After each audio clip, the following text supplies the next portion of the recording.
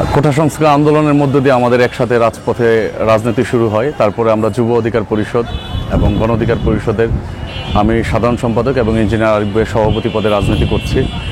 আমার দেখা এখন পর্যন্ত সবথেকে কর্মীবান্ধব এবং রাজপথে সক্রিয় মেধাবী সমন্বয় রাজনীতিতে ইঞ্জিনিয়ার আরিফ ভাইয়ের বিকল্প কেউ আছে বলে আমি মনে করি না। আমি ইঞ্জিনিয়ার মোহাম্মদ আরিফ ভূঁইয়া, সাবেক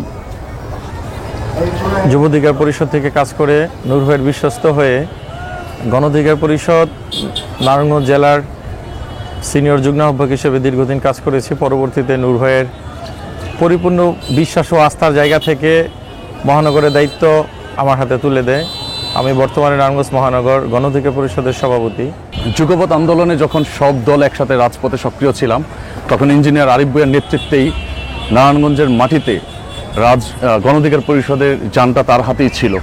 সেই জায়গা থেকে আমরা জুলাইয়ের আন্দোলনে গুরুত্বপূর্ণ পয়েন্টে চাষারা, ডিআইটি এবং সাইনবোর্ড এলাকায় আরিফ এর নেতৃত্বে আমরা একসাথে রাজপথে লড়াই সংগ্রাম করেছি। সেই জায়গা থেকে আমি দেখেছি যে প্রথম সারি থেকে কীভাবে নেতৃত্ব দিতে হয়। ইঞ্জিনিয়ার আরিফ ভাইয়ের সব ধরনের গুণাবলী আছে বলে আমি বিশ্বাস করি। আপনারা জানেন যে গণ অধিকার পরিষদের সর্বোচ্চ নীতি নির্ধারকের জায়গা থেকে আজকে আমরা 300 আসন এককভাবে নির্বাচন করব। সেই জায়গা থেকে নারায়ণগঞ্জ 4 অত্যন্ত গুরুত্বপূর্ণ একটি আসন। সেই জায়গা থেকে ইঞ্জিনিয়ার আরিফ ভূঁইয়া আমার দেখা মতো এখন পর্যন্ত প্রথম সারির নেতৃত্বের একজন।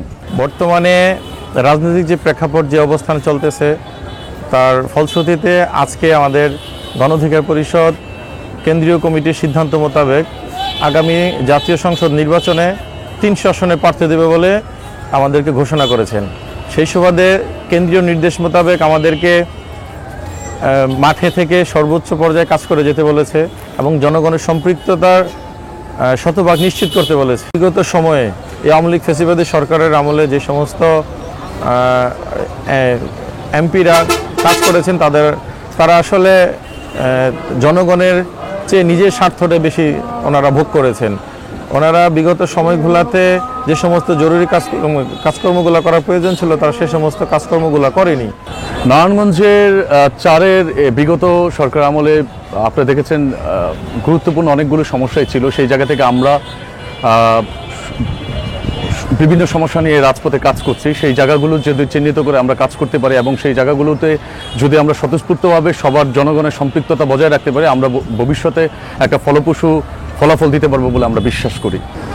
ইঞ্জিনিয়ার আরিফ ভূঁইয়াকে মনোনীত করার বিশেষ অনেকগুলো দিক, সেটা আপনারা বিগত ফ্যাসিস্ট সরকার আমলে জানেন যে কিভাবে অন্যায়, অনিয়ম, দুর্নীতির মাধ্যমে হাজার হাজার কোটি টাকা লুটপাট হয়েছে। সেই জায়গা থেকে আমি মনে করি বাংলাদেশ গণ অধিকার পরিষদের একজন নেতৃবৃন্দকে এখন পর্যন্ত কোনো টেন্ডার বা চাঁদাবাজি বা দখলদারিত্ব আপনারা দেখবেন না। সেই জায়গা থেকে আমি মনে করি বাংলাদেশের সকল জায়গাতেই গণ অধিকার পরিষদের প্রত্যেকটা নেতৃবৃন্দ জনগণের দুয়ারে দুয়ারে যে ভোট চাওয়ার মতো তারা সেই যোগ্যতা অর্জন করেছে বলে মনে করি। সেই জায়গা থেকে নারায়ণগঞ্জ 4 বিকল্প কোনো জায়গা নয়। আমরা জনগণের সম্পৃক্ততায় আগেও রাজপথে সক্রিয় ছিলাম, ভবিষ্যতে একইভাবে রাজপথে সক্রিয় থেকে জনগণের সম্পৃক্ত ভালোবাসা অর্জনের মধ্য দিয়ে বাংলাদেশের নতুন একটা বার্তা দিতে চাই। আগামীর নির্বাচনে তারুণ্য নির্বাণ, এই নির্বাচনের মধ্য দিয়ে তারুণ্যের যে জোয়ার, সেই জোয়ারের প্রতিফলন বাংলাদেশ গণ অধিকার পরিষদ বজায় রাখবে বলে আমি বিশ্বাস করি। আমি আপনাদের কাছে এতটুকু আশ্বস্ত করে, যদি আমার দল আমাকে মনোনীত করে এবং আমি যদি আমার দল থেকে গ্রিন সিগন্যাল পাই, অলরেডি দায়িত্বশীল যারা আছেন তারা আমাকে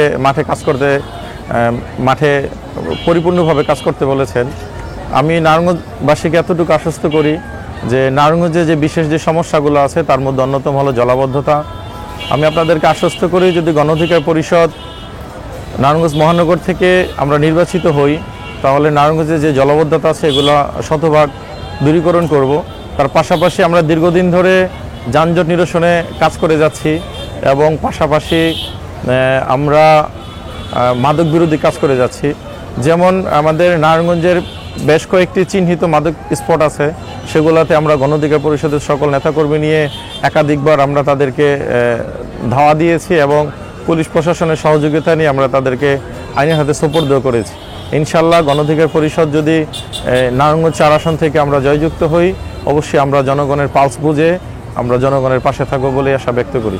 আপনারা জানেন যে মোদিবিরোধী আন্দোলন আমাদের জন্য অত্যন্ত গুরুত্বপূর্ণ একটা আন্দোলন ছিল। সেই জায়গা থেকে প্রথম সারিতে দলের কঠিন মুহূর্তে কীভাবে নেতৃত্ব দিতে হয় এটা ইঞ্জিনিয়ার আরিফ ভাই থেকে আমি দেখেছি, সরাসরি দেখেছি এবং প্রত্যক্ষ পরোক্ষভাবে তার সাথে রাজনৈতিক পথ চলায় আমার দীর্ঘ সময় একসাথে আমরা সময় কাটিয়েছি। সেই জায়গা থেকে রাজপথে কীভাবে লড়াই করতে হয় এটা ইঞ্জিনিয়ার আরিফ ভাই থেকে আমি দেখেছি, শিখেছি। নারায়ণগঞ্জের 27টা ওয়ার্ডের কাউন্সিলর নির্বাচনের প্রার্থীতা নির্বাচনের জন্য ইঞ্জিনিয়ার আরিফ ভূঁইয়ার নেতৃত্বে আমরা আগামীতে 27টা ওয়ার্ডের কাউন্সিলর নির্বাচন থেকে শুরু করে এবং এমপি নির্বাচনগুলোতে আমরা জনগণের সম্পৃক্ততা স্বতঃস্ফূর্তভাবে শতভাগ ফলাফল নিশ্চিতের জন্য রাজপথে আগেও যেভাবে জনগণের পাশে ছিলাম ভবিষ্যতে একইভাবে থেকে জনগণের অঙ্গীকার রাজনীতির প্রত্যয় আমরা ব্যক্ত করছি। আপনারা জানেন বিগত সময়গুলোতে মানুষ যে পেশি শক্তি বা অস্ত্রের শক্তি নিয়ে রাজনীতি করেছে, বর্তমানে মানুষ পেশি শক্তি বা অস্ত্রের মহড়া দেখে মানুষ এখন আর ভোট দেয় না। মানুষ এখন স্বচ্ছ ও সুন্দর যাদের বিশেষ গুণাবলী দেখি মানুষ আসলে এখন মানুষকে ভোট প্রয়োগ করবে বলে আমি বিশ্বাস করি। তার মধ্যে বিগত সময়গুলোতে দিনের ভোট রাতে হয়েছে, আবার দিনের ভোট দিনে ওনারা জোরপূর্বকভাবে প্রয়োগ করেছে।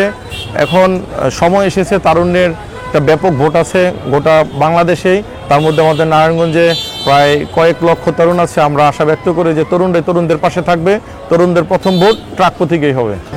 কোটা সংস্কার আন্দোলনের মধ্য দিয়ে আমাদের একসাথে রাজনৈতিক পথ চলা শুরু। পরবর্তীতে আমরা একসাথে যুব ইউনিটে কাজ করেছি এবং জেলা ইউনিটে আমরা সিনিয়র যুগ্ম আহ্বায়কের পর্যায়ে ইঞ্জিনিয়ার আরিফ ভাই 1 নঙে ছিল, আমি 2 নঙে ছিলাম। পরবর্তীতে নূর ভাইয়ের আস্থার মাধ্যমে আমরা নারায়ণগঞ্জ মহানগর গণ অধিকার পরিষদে ইঞ্জিনিয়ার আরিফ ভাই সভাপতি পদে এবং আমি সাধারণ সম্পাদক পদে কাজ করছি এবং আমি এরকম একজন যোগ্য সভাপতি পেয়ে আমি নিজেকে ধন্য মনে করি। গণ অধিকার পরিষদের প্রতীক ট্রাক প্রতীক, এটা ছাত্র তারুণ্যের দল, তারুণ্য নির্ভরশীল একটি দল। আপনারা জানেন গণ অধিকার পরিষদের একটা নেতাকর্মী আজ পর্যন্ত কোথাও কোনো চাঁদাবাজি, টেন্ডারবাজি এবং কি কোনো দখল বাণিজ্যের মধ্যে সম্পৃক্ত নেই। আপনারা এও শুনে বিশ্বস্ত হবেন যে গণ অধিকার পরিষদের নেতাকর্মীরা নিজ খরচে এই দলটি প্রতিষ্ঠিত করতেছে। আমরা কোথাও কোনো চাঁদাবাজি, টেন্ডারবাজিতে নেই। আর জনগণকে সাথে নিয়েই আমরা আগামী তারুণ্য নির্ভরশীল নারায়ণগঞ্জ গঠন করব বলে বিশ্বাস করি।